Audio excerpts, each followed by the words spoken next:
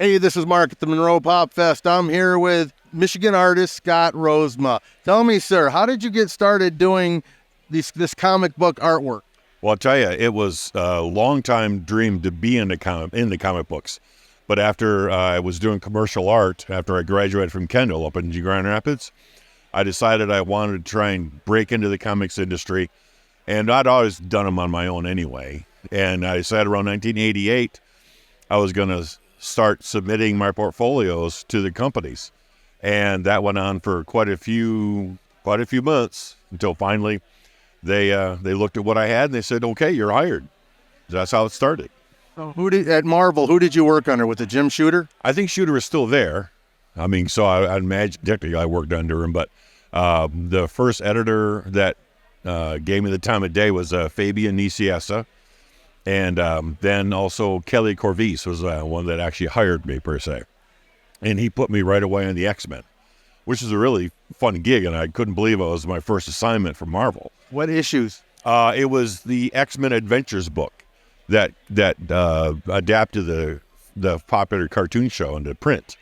So I did an issue of that, and then I was going to do all kinds of other books too, but that was just about the time when Marvel imploded. And so I went from that to submitting work to other companies, and then I got work with the Batman the Animated Series in their licensing department. Then I did work for them for about 3 years.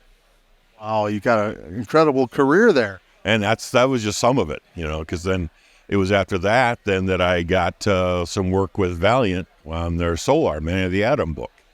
Did a couple issues of that, and then that led to me doing Space Ghost for Archie when they had that license.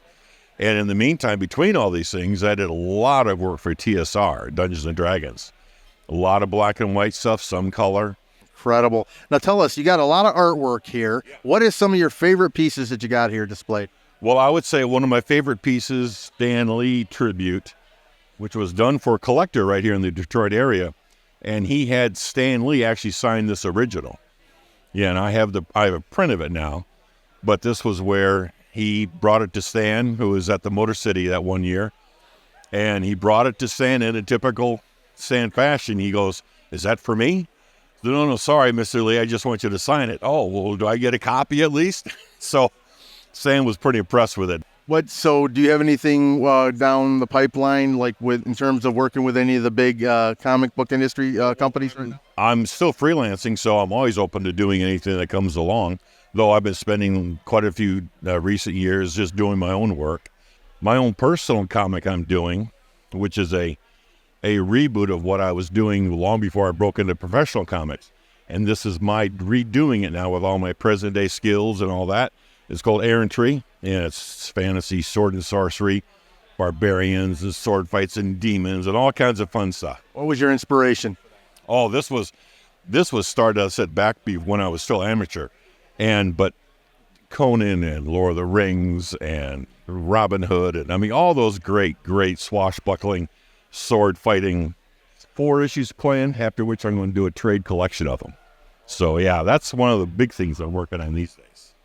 Pretty cool. Where can people find you online? Well, right now I'm pretty much just on Facebook, but they can just go to my name. That's my title on Facebook, just simple Scott Rosema.